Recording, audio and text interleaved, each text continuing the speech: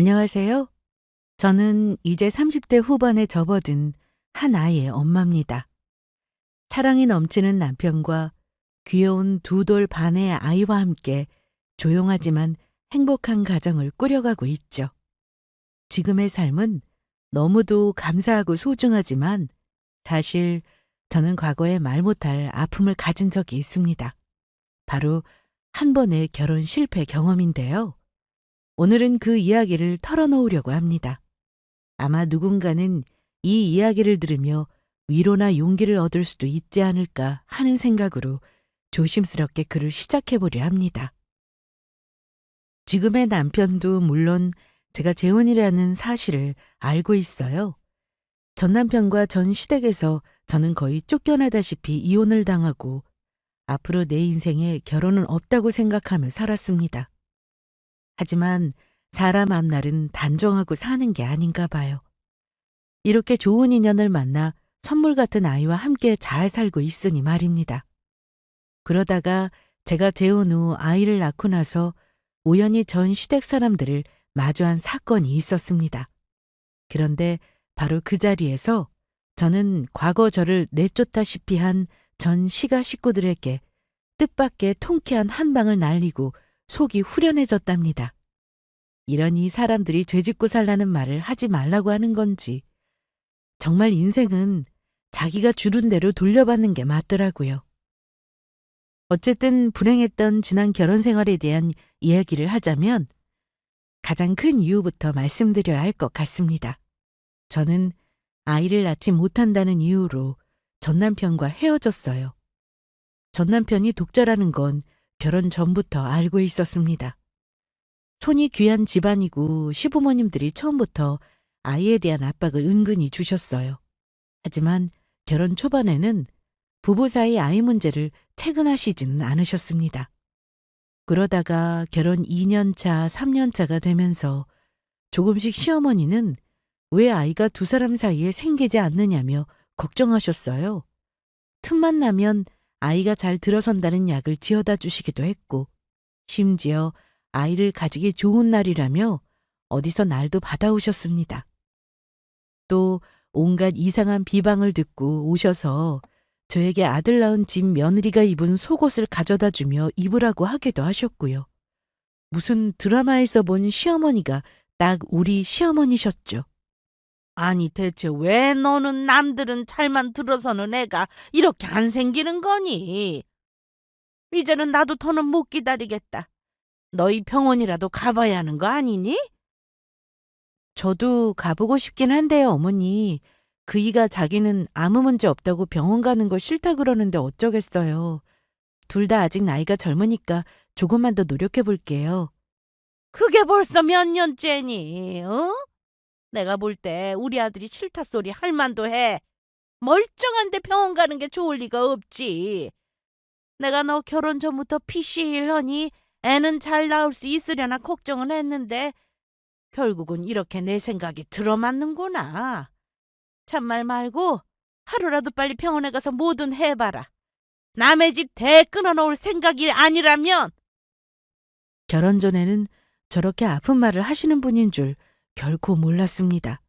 하지만 제가 아이가 생기지 않자 저를 얼마나 하자 있는 며느리 취급을 하셨는지 몰라요. 문제는 남편의 태도였습니다. 남편은 처음에는 아이 갖는 문제에 시큰둥했어요.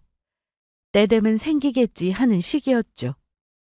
아무 문제 없는데 안 생길 리 없다는 자신감도 있었을 테고요. 그런데 어머니의 체근과 저의 스트레스가 합쳐지면서 중간에서 본인도 나름 짜증이 났던 것 같습니다. 어느 순간부터는 제 편이 아니라 어머니의 편에 서더니만 아이 갖는 문제로 들볶이고 싶지 않다는 말을 하더라고요. 당신 우리 엄마 때문에 스트레스 받지 말고 차라리 빨리 병원 가서 검사를 받아보는 게 어때? 물론 나는 별 문제가 없겠지만 말이야. 나도 엄마한테 더는 애 문제로 들볶이고 싶지 않아서 그래. 차라리 누구한테 문제 있다면 빨리 알아내서 치료하는 게 맞지. 그래. 근데 나도 사실 큰 문제는 없을 것 같은데 도대체 왜 애가 안 생기는지 모르겠어.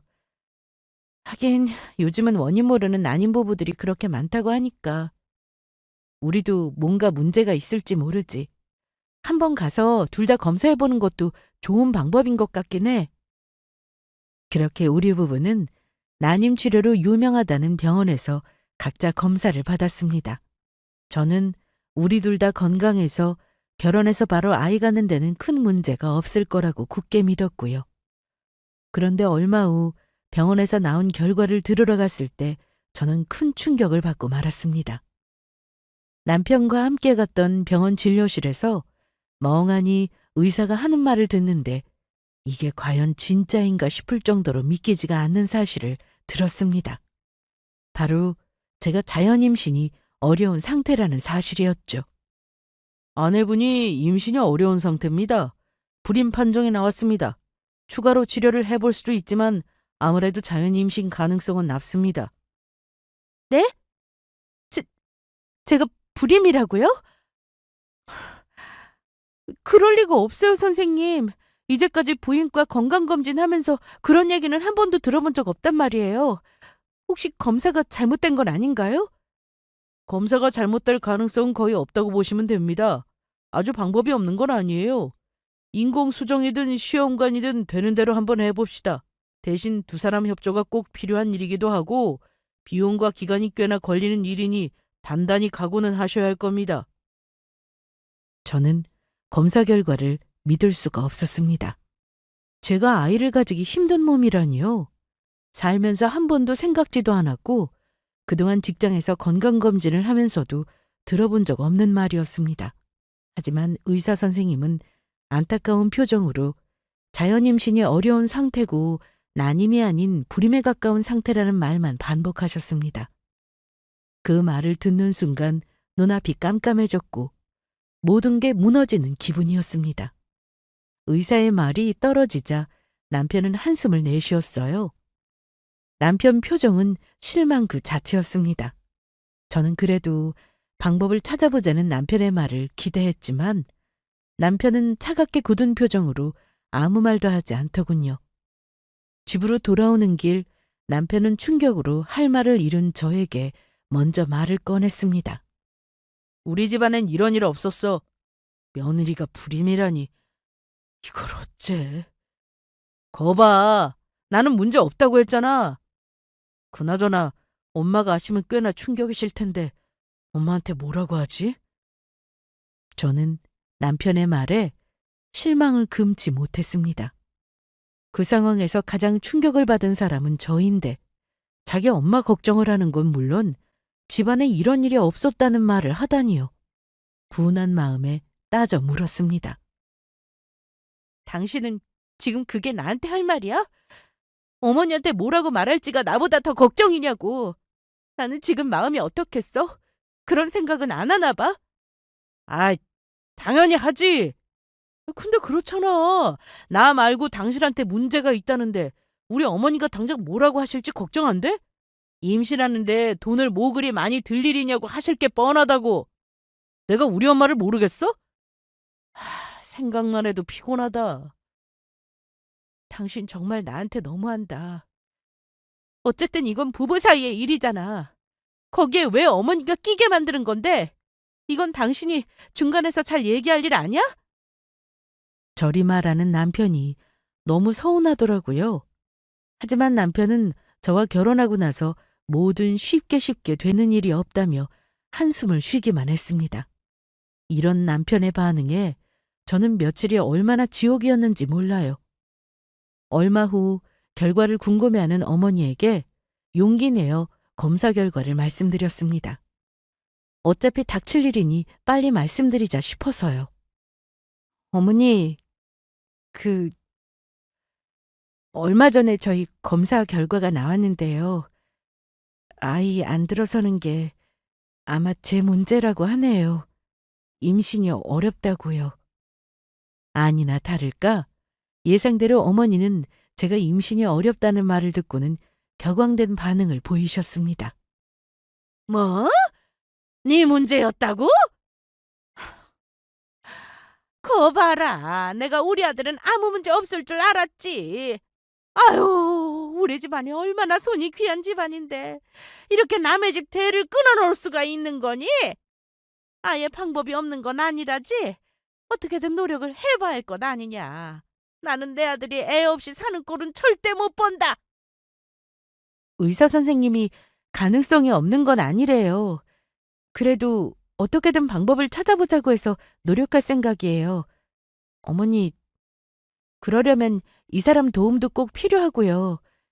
시간도 걸리지만 돈도 많이 들긴 할 거예요. 그러니까 그때까지는 뭐라 하지 마시고 좀 참고 기다려주세요, 어머니. 저는 간곡하게 어머니께 부탁드렸습니다. 하지만 어머니는 제 부탁에 냉정한 대답을 하셨습니다. 우리 아들은 아무 문제가 없다니 그나마 다행이구나. 뭐 어쨌든 애 가지는 것도 다 때가 있는 법인데 40 넘어서까지 노력할 일은 아니잖니? 총 안 되면 다른 방법을 생각해봐야지. 하지만 그날 이후 어머니가 저를 대하는 건 예전과 완전히 달라지셨습니다. 남편은 침묵으로 일관했고 시어머니의 냉랭한 태도는 저를 시댁에서 더 외롭게 했습니다. 시간이 흐를수록 남편의 태도는 점점 차가워졌습니다. 무엇보다 제가 노력이라도 해보자는 말에는 회의적인 반응을 보였어요. 불확실한 일에 돈을 쓰고 싶지 않다는 말에 저는 어느 날 결국 폭발하고 말았습니다. 나 혼자 노력한다고 될 일도 아닌데 왜 같이 병원에 안 가겠다 그래? 내가 문제라고는 해도 당신 도움이 없으면 안 되는 일이잖아. 이러다가 우리 계속 나이만 먹고 아무 방법 못 쓴다고 하면 그때는 어쩌려고? 당신이 문제라며? 그럼 당신이 알아서 몸 만들고 병원도 다니면 될 일이지. 왜 나한테 자꾸 화살을 돌리는 거야? 나도 바쁜 회사 일 쪽에 시간 내는 일이 뭐 쉽겠냐고. 에이! 남들은 돈 안 들이고 하는 일을 나는 왜 이렇게 해야 하는 거야? 정말 지친다. 다른 큰 병원에 가서 다시 검사도 받아보고 해도 모자랄 판에 이런 식으로 나오면 나는 앞으로 당신이랑 어찌 살아? 저는 울먹거리며 남편에게 말했습니다. 하지만 돌아오는 남편의 대답은 차가웠습니다. 됐어. 나한테는 아무 문제도 없다는데 내가 왜 이런 스트레스를 받아야 해? 우리가 돈이 많은 것도 아니고 난 그런 데다가 돈 쓰기 싫어. 그날 이후 남편과 나는 더 이상 눈을 마주치지 않았습니다. 대화는 거의 단절되다시피 했고 그의 말투는 늘 차가웠죠. 내가 어떻게든 문제를 해결하려고 애써도 남편은 내 노력 따윈 안중에도 없는 듯 했습니다. 시어머니의 태도는 더욱 노골적으로 변했어요. 우리 아들이 얼마나 완벽한데 네가 왜 팔목을 잡는 거니? 다른 며느리 같았으면 벌써 손주를 봤을 텐데. 아유, 내 팔자야. 왜 우리 집안에 너같이 애도 못 낳는 며느리가 들어와서 불화를 만들어? 어쩔 거니? 대체 어쩔 생각이야? 어디 남의 집 대를 끊어놓을 며느리가 들어와서 이런 사달을 내? 시어머니 말은 제 자존심을 그야말로 뭉개는 말이었습니다. 솔직히 이 집안에서 과연 내가 며느리라는 이름으로 있을 필요가 있을까 하는 생각이 들더라고요. 부부 사이의 거리는 점점 벌어졌고 날카로운 말들이 우리의 일상이 되었습니다. 게다가 어느 순간부터 남편은 피곤하다는 핑계로 늦게까지 집에 들어오지도 않았고 내가 대화 좀 하자고 다가가면 짜증 섞인 목소리로 쏘아붙였습니다. 여보, 우리 얘기 좀 해. 당신 정말 나랑 아이 가져볼 노력은 안 할 거야? 지금 돈이 문제가 아니잖아. 뭐든 해보고 그때 가서도 안 된다면 다른 방법을 찾아봐야지. 제발 좀 혼자 생각하게 좀 해줘. 당신 뻔한 얘기 듣고 싶지 않아. 말했지만 당신만 멀쩡했으면 이럴 일 없었다고. 반복되는 부부싸움 속에서 결국 우리는 최악의 순간으로 치달았습니다. 그러던 어느 날 남편은 어느 날 무표정한 얼굴로 저에게 요구하기에 이르렀습니다. 저도 어느 정도 예상은 하고 있는 일이긴 했습니다. 그래서인지 화도 나지 않더군요. 우리 얘기 좀 할까? 무슨 얘기? 혹시 당신 이제 나랑 노력해보려는 거야? 노력은 무슨. 노력한다고 안 생기는 아이가 어찌 생기겠어. 그래서 말인데, 우리 이제 그만하자. 이혼하자. 우리 이렇게 살아봤자 아무 의미 없잖아? 나는 결혼한 이상 우리 집안 기대를 나 몰라라 할 수는 없어. 저는 놀란 표정으로 남편에게 되물었죠. 뭐, 이제 그만하자니? 이혼하자고? 당신 무슨 뜻으로 하는 말이야? 정말 내가 애를 못 낳으니 이혼하자는 거야? 세상에 이런 법이 없어. 그것도 이렇게 갑자기? 갑자기라니. 당신은 우리가 이렇게 사는 게 맞다고 봐? 이건 아니지. 우리 이제 그만 이혼하자고. 더는 이렇게 못 살겠어. 나도 그냥 평범하게 살고 싶을 뿐이야. 당신이랑 살면 그게 안 될 것 같아. 어쩔래? 내가 적당히 위자료 줄 테니 조용히 협의 이혼하자. 당신이나 나나 아쉬운 게 없으니 여기서 끝내는 게 맞아. 한때는 서로 좋아서 연애를 하고 결혼을 약속했던 사람인데 아이를 못 갖는 이유로 저에게 이혼을 요구하다니요. 눈물이 차오르는 것을 애써 참으며 한 번 더 물었습니다. 당신 똑바로 말해. 이혼하자는 이유 정말 내가 불임이라서야? 아니면 혹시 나 모르는 애인이라도 있어서야? 솔직하게 말해줘. 마지막으로 나한테 솔직할 수 있는 기회야. 그게 지금 중요해?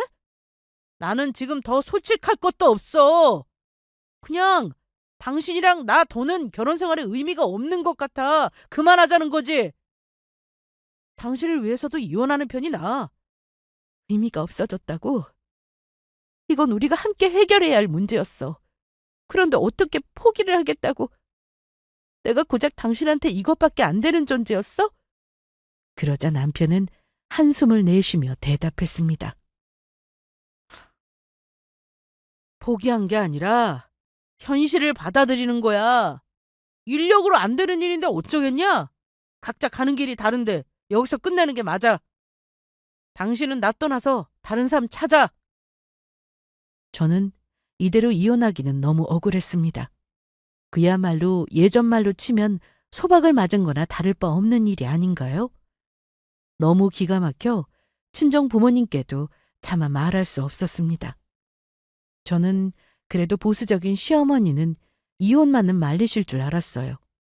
하지만 어머니마저 제 편이 아니더군요. 제가 남편의 이혼 요구 사실을 토로하니 어머니는 저에게 냉혹한 목소리로 말씀하셨습니다. 내가 그러라고 했다.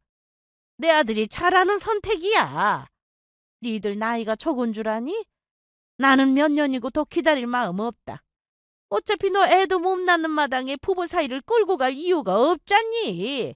우리 집안이 어떤 집안인지 알고 시집 왔으면서 애를 못 낳는다니. 나원 참, 난 절대 용납 못해. 어머니, 제가 아이를 못 낳는다는 이유로 자식한테 이혼하라 마라 하시는 거 이게 옳다고 생각하세요? 오히려 제가 부당한 대우 당한다고 생각 안 하시냐고요. 저는 이런 식으로는 절대 이혼 서류에 도장 못 찍습니다. 뭐? 애 못 낳는 년이 말이 많구나. 너한테는 이 결혼 사치라는 거 몰라? 차라리 지금 한 살이라도 젊을 때 둘이 끝내고 새 출발하는 편이 서로를 위한 나은 길이야. 내 말대로 해라. 뭐 요즘은 딩크니 뭐니 아이 없이 사는 부부도 많다지 않든 그런 남자를 찾아서 재혼하는 것도 방법은 방법이지. 저는 어머니 말에 부들거리면서도 치밀어 오르는 화를 참았습니다. 이런 말을 하는데 제가 이혼을 하지 않고 버틸 이유가 있나 싶었고 모든 걸 놓게 되더라고요. 저는 가정을 지키고 싶었지만 무슨 의미가 있나 싶어 시어머니와 남편이 원하는 대로 해주기로 마음먹었습니다. 하지만 두 사람에게 꼭 한마디는 해주고 싶었어요. 저한테 이런 대우하신 거 나중에 분명 어떤 식으로든 돌려받으실 거예요. 세상 이치가 그런 법이거든요. 어디 한번 누가 더 잘 사나 두고 보시죠. 후회할 사람이 누군지 시간이 지나면 알게 되겠죠. 그러자 시어머니는 비웃으며 말씀하셨습니다. 후회는 무슨? 나는 절대 틀린 적이 없는 사람이야. 내 아들 이혼 안 시키면 그걸 후회하겠지. 얼마 후 저는 짐을 싸서 신혼집을 나왔습니다. 결혼 반지를 손에 쥐고 멍하니 바라보는데 참 허무하더라고요. 남편은 이혼 서류에 도장을 찍고 나서는 아예 집에 들어오지도 않았습니다. 우리는 신혼집을 팔기로 하고 서로 보탰던 돈은 나눠 갖기로 협의했어요. 시어머니는 팔짱을 켠 채 저에게 이런 말을 하셨습니다. 이제 네 갈 길 가라. 우리 아들과 인연은 여기까지라고 좋게 생각하렴. 그 어머니나 그이나 잔인하네요. 네, 저 좋게 생각하려고요. 이 집안이 이렇게 경우 없는 집안인 줄 정말 몰랐거든요. 오히려 제가 탈출하는 거라 생각할게요.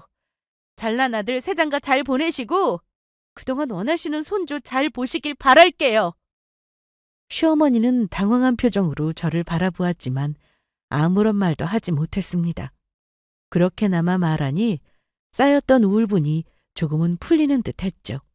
저는 그 말을 끝으로 뒤돌아섰고 다시는 돌아보지 않았습니다.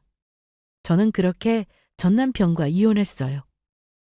마지막으로 돌아봤던 저의 결혼 생활이 담긴 집이 시댁과 남편의 냉대에 결국 이혼을 선택했지만 저는 인생을 내려놓을 정도로 슬퍼하지 않기로 마음먹었습니다.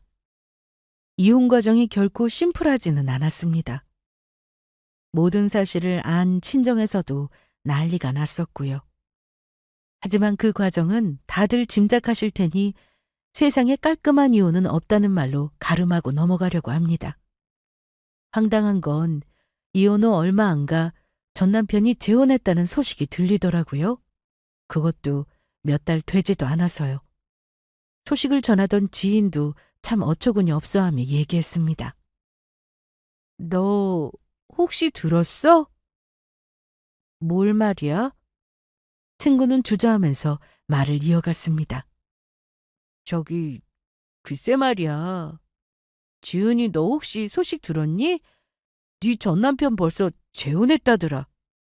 뭐? 참, 이혼한 지 몇 달 만에 재혼이라니. 그게 정말이야? 그게 말이야. 나도 듣고 어이없더라. 재혼이면 주변 사람 모르게 쥐들끼리 조용히 하든가 글쎄 청첩장까지 돌렸다더라. 그게 뭔 짓이라니? 전 남편 재혼 소식을 듣는 순간 머릿속이 복잡해졌습니다. 끝난 관계라지만 불편한 소식인 건 맞죠. 이미 끝난 사이임에도 기분은 더럽더라고요. 혹시 이 인간은 저와 이혼을 요구할 때부터 여자가 있었던 게 아닌가 싶기도 했고요. 그럼 혹시 이혼 요구할 때부터 다른 여자가 있었던 거 아닐까? 어떻게 이렇게 빨리 재혼을 해? 나도 그런 생각 들더라. 뭐라 해야 할지 모르겠는데 주변 사람들도 다 어이없어해. 어쨌든 뭐 그런 놈이 만난 여자가 제대로 된 여자겠니? 너 행여나 속상해하지 말어. 하지만 저는 전 남편 재혼 소식이 남긴 찝찝한 감정을 털어내기로 마음을 다잡았습니다. 그 사람이 어찌 살든 이혼한 마당에 이제는 저와 상관없는 일이니까요. 그렇게 전 남편의 재혼 소식은 흘려보내듯 들었습니다. 그리고 3년간의 결혼 생활을 정리하고 한동안은 저도 직장 생활에 집중하고 저를 아끼는 시간을 보냈어요. 건강하지 않았던 몸부터 신경 썼습니다. 너무 말랐던 몸은 운동을 하니 체중도 불어났고 계절마다 앓던 잔병도 줄어들더라고요. 32이라는 나이는 뭔가를 새로 시작하기에 절대 많은 나이가 아니라고 믿고 이를 악물고 버텼어요. 이혼 후 2년이 넘게 저는 상처를 치유하는 시간을 가졌습니다. 저는 다시는 결혼이라는 제도 안으로 내 발로는 걸어 들어가지 않겠다고 다짐했어요. 하지만 말씀드렸듯 사람 팔자는 내 맘대로 되는 게 아니더라고요. 정말 신기하게도 제가 이혼 전보다 건강해지고 좋은 사람이 되려고 노력하니 예전 남편과는 비교도 할 수 없을 정도로 좋은 사람을 만나게 되었습니다. 이혼 후 상처를 치유하고 싶어 독서 모임에 나가기 시작했죠. 그곳에서 지금의 남편을 처음 만났습니다. 그 사람은 모임에서 활발하고 다정한 사람이었어요. 하지만 내게 적극적으로 관심을 표현하기 시작했을 때 문득 제 과거로 인해 그 사람을 대하기가 무척이나 조심스러웠습니다. 혹시 다음 주말에 시간 괜찮으시면 저랑 같이 산책 어때요? 고맙지만 저는 아직 누굴 만나기가 어려워서요. 아, 긴 시간 빼앗길 일 없을 거예요. 지은 씨한테 절대 부담 주려는 건 아니에요. 그냥 가볍게 이야기 나누고 싶어서요. 솔직히 얘기했습니다. 아이를 가질 수 없다는 사실도요. 하지만 그 사람은 전혀 아랑곳하지 않았습니다. 저에게 조심스럽게 다가오던 그 사람이 저에게 진지한 마음을 고백했을 때가 아직도 기억납니다. 혹시 내가 너무 자주 연락하거나 부담스럽게 느껴지면 말해주세요. 그런데 사실 저는 지은 씨를 정말 진지하게 생각하고 있어요. 제가 마음에 안 들어서 다가가는 게 싫은 건가요? 그때 저도 제 상황을 솔직하게 털어놓았습니다. 저에게 관심 있는 사람을 언제까지고 모른 척할 수도 없는 노릇이었고 저의 과거를 알게 되면 감당 못하겠다며 포기할 수 있을 거라 생각했거든요. 그게 사실 저도 말씀드릴 게 있어요. 제가 2년 전에 한 번 결혼에 실패한 적이 있어요. 그 사람은 제가 한 번 이혼했다는 얘기를 듣고 난 후에도 놀라지 않고 고개를 끄덕이며 저의 말을 들어줬습니다. 그리고 꼭 아셔야 할 사실이 또 한 가지 있어요. 전 남편과 이혼한 이유가 있는데요. 전 아이를 갖기 힘들대요. 전 남편 집안에서는 아이 못 낳는 저를 괄시했고요. 이래저래 제 인생 위해서도 그 결혼은 지속할 이유가 없다고 판단해서 이혼했어요. 하지만 제 과거 얘기를 다 듣고 난 뒤 그 사람은 미소를 지으며 말했습니다. 그게 왜 문제인가요? 저에게는 당신이 중요하지 아이를 갖기 위해 만나고 싶은 건 아니에요. 그리고 지은 씨가 겪은 아픔 역시 전부 지은 씨 일부일 테니까 저는 그걸 포함한 지은 씨 자체를 좋아하는 거예요. 진심 어린 그 사람 말에 저도 더 이상 가까워지는 일을 피하지 않았고 서서히 과거의 상처에서 벗어나기 시작했습니다. 지금 남편의 따뜻한 마음 덕분에 나도 나 자신을 사랑할 수 있게 되었고요. 결국 1년여간의 연애 끝에 저는 결혼을 결심했습니다. 저의 아픔을 온전히 이해해주는 사람이라면 한 번 더 내 인생을 같이 할 결심을 해도 되겠다 싶었어요. 저는 굳이 주위 사람들에게 떠들썩하게 재혼을 알리지 않았고 가족들과 함께 조촐하게 식을 올렸어요. 그 사람은 초혼이었지만 나이가 많았던 탓이었는지 시댁에서는 감사하게도 아무도 저의 과거를 문제 삼지 않았습니다.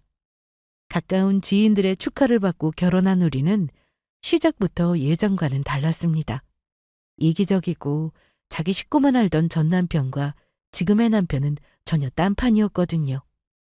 결혼하고 나서도 한결같은 남편에게 늘 고마웠고 행복했습니다. 그러다가 더 큰 행복이 찾아오게 되었어요. 저는 임신이 어렵다고 생각하고 살았는데 생각지도 못하게 우리 두 사람 사이 아이가 생긴 겁니다. 그것도 결혼 6개월 만에요. 처음에는 임신이라는 생각조차 못했어요.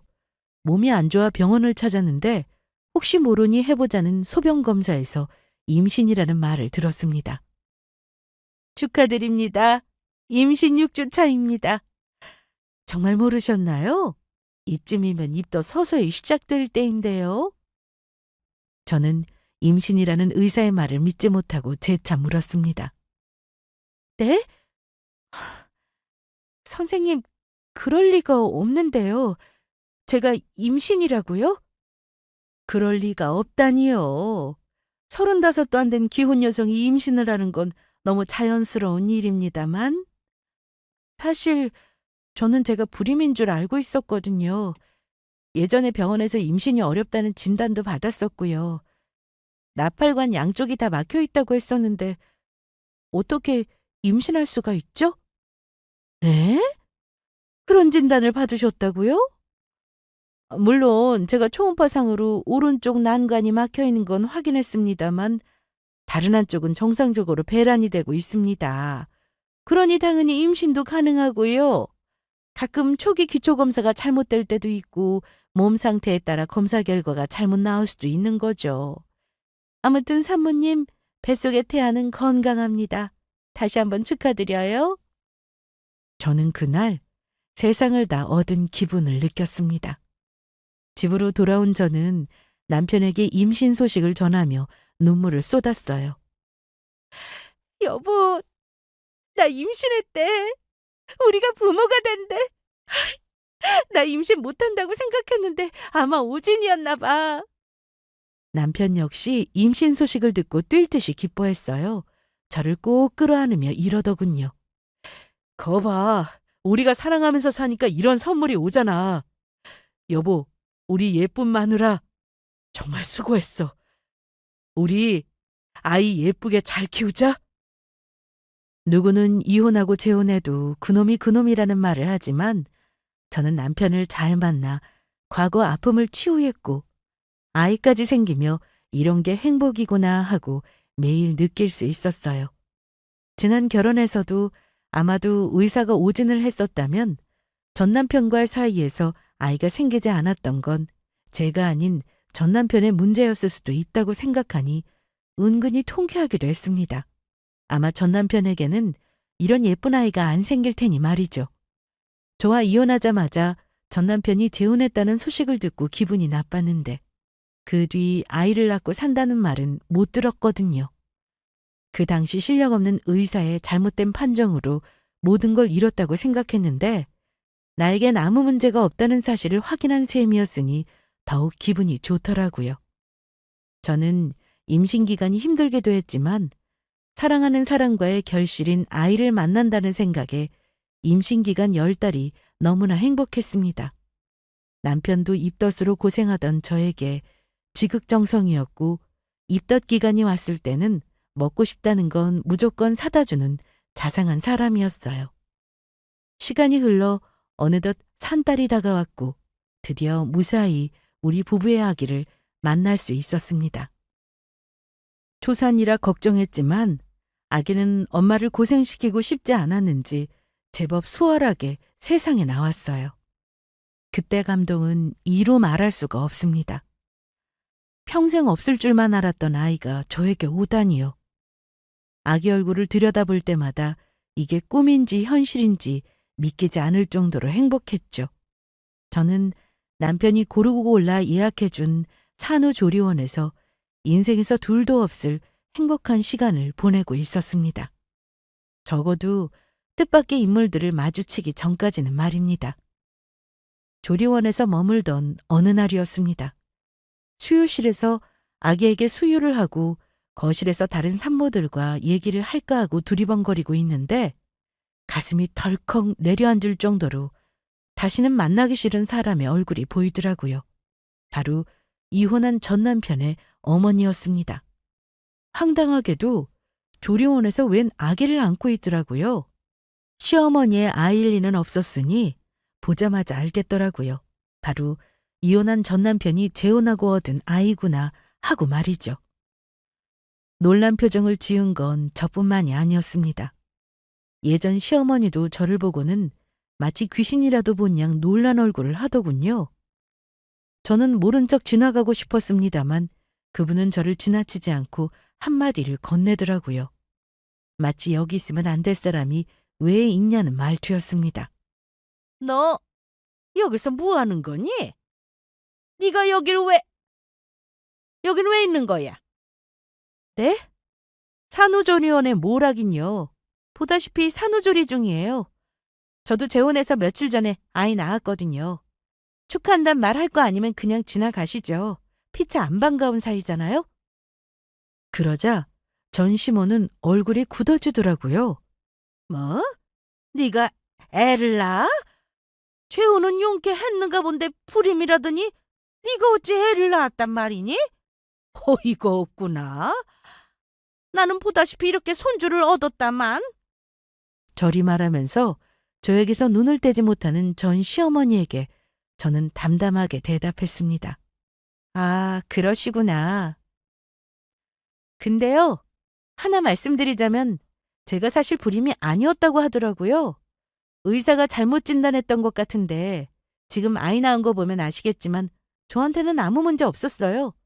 아마 어머니 잘나신 아드님한테 문제가 있었나 보죠. 근데 신기하네요. 저랑은 죽어도 안 생기던 아이가 재혼해서는 용케 생기다니요? 저의 말을 들은 전 시어머니는 당혹스러운 표정을 지었습니다. 그러더니 안고 있던 전 남편의 아이를 내려다보며 뭔가를 곰곰이 생각하는 듯 보였죠. 그리고 안고 있는 아이를 빤히 쳐다보며 중얼거리듯 말했습니다. 그럼 우리 아들한테 문제가 있었단 말이야? 설마 아니겠지. 아닐 거야. 혼자 중얼거리는 말에 저는 한마디를 거들었습니다. 손주라고 하셨죠? 근데 제 눈에는 전 남편 얼굴은 하나도 안 보이네요? 뭐 판단은 어머니가 하실 일이지만요. 지나가듯 하는 말이었는데 전 시모 얼굴이 하얗게 질리더라고요. 안고 있던 전 남편과 재혼녀 아이를 내려다보며 혼란스러운 표정을 짓기 시작했어요. 하지만 어딘가 달라 보였는지 당황한 표정을 감추지 못하더군요. 이 아이가 우리 아들아이가 맞긴 한 거겠지? 근데 그러고 보니 참 이상하네. 애는 우리 집 식구랑 왜 이렇게 안 닮았지? 모르죠. 혹시 어머니 아들씨가 아닐는지도요. 그럼 전 이만 더 이상 할 말이 없어서요. 어쨌든 그토록 원하시던 손주 보신 건 축하드려요. 가볍게 툭 던진 제 말을 들은 전 시모는 어쩐지 초조해 보였습니다. 저는 더 이상 전 시어머니와 할 말이 없었으니 방으로 돌아왔죠. 그런데 얼마 후 저는 산후조리원에 고성이 울려 퍼지는 소리를 듣고 깜짝 놀라 뛰쳐나왔습니다. 소리를 따라가 보니 전 시어머니와 전 남편의 재혼녀가 서로 머리채를 잡고 싸우고 있었습니다. 저도 깜짝 놀랐습니다. 예상치 못한 광경이었으니까요. 놀란 조리원 식구들이 황급히 두 사람을 떼어놓으려 애쓰고 있었죠. 아마도 전 남편 재혼 상대인 듯한 여자는 머리채가 잡힌 채 울부짖고 있었습니다. 어머니, 왜 날 의심해요? 내가 대체 뭘 속였다고요? 증거 있냐고요? 근데 왜 애가 우리 아들 닮은 구석이 하나도 없는 거냐? 너 바른 대로 말해. 이 아이 우리 집안 핏줄 아니지? 내가 들은 얘기가 있어서 그래. 우리 아들 씨가 아니면 대체 이 아이는 어디서 나온 거니? 네가 거짓말한 거 아니야? 다른 놈 애 가져서 우리 속이려는 거 아니냐고? 뭐라고요? 말도 안 되는 소리 하지 마세요, 어머니. 어머니 아들이 무슨 문제라도 있는 거면 내가 속은 건데 왜 나한테 이러는 건데요? 하지만 성질 못된 전 시어머니가 상황을 그냥 넘길 리 만무했습니다. 주변 사람들 만류에도 끝까지 자기 며느리 머리채를 잡고 실토하라며 윽박지르더라고요. 딱 봐도 알겠더군요. 전 시어머니와 전 남편의 재혼녀가 벌인 싸움의 원인은 바로 아이에 대한 의심이었습니다. 두 사람이 산후조리원 복도에서 서로 고성을 지르며 난장판을 만드는 모습을 보며 저는 아연실색했지만 마음 한구석에는 묘한 통쾌함이 느껴졌습니다. 사실 전 시어머니는 이미 어딘가 이상하다는 느낌을 가지고 있었던 것 같았습니다. 그런데 제가 산후조리원에서 아이를 안고 있는 모습을 보며 아들이 재혼한 며느리에 대한 의심에 불이 붙은 것 같았죠. 산후조리원 복도에서 벌어진 싸움은 갈수록 심각해졌습니다. 전 시어머니는 재혼녀를 몰아붙이기 시작했고 재혼녀도 만만한 여자는 아니었는지 절대로 가만히 있지 않았습니다.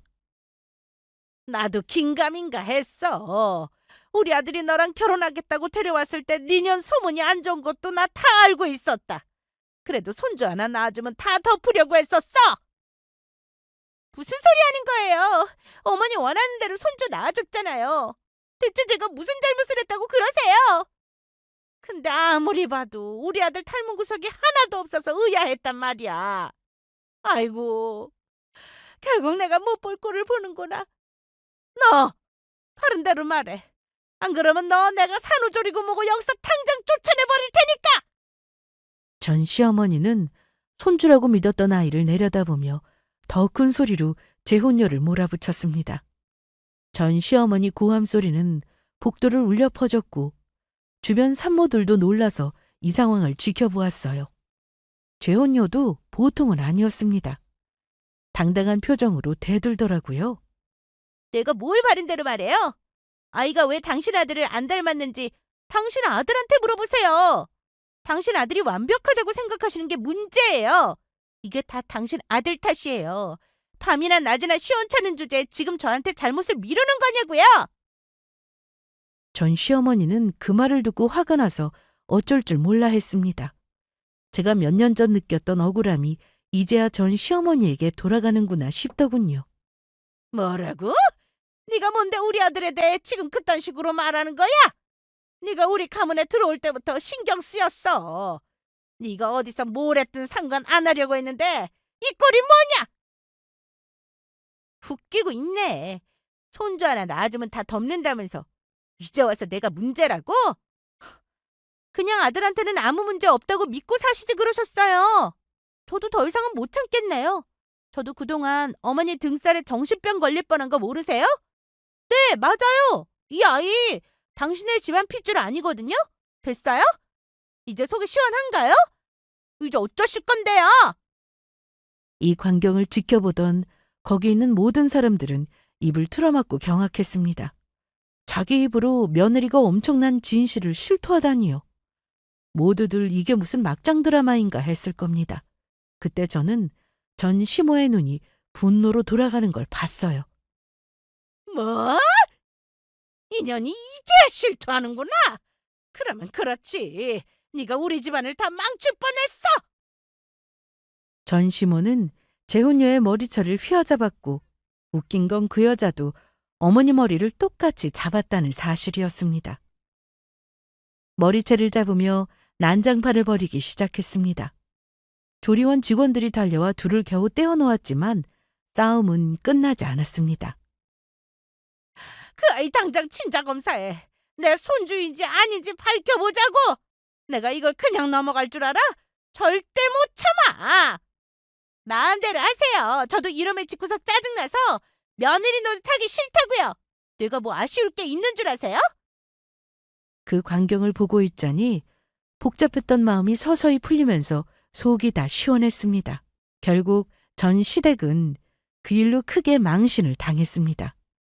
주변 사람들에게도 소문이 퍼졌고 그날 이후 전 시모와 전 남편은 아예 조리원에 나오지도 않았어요.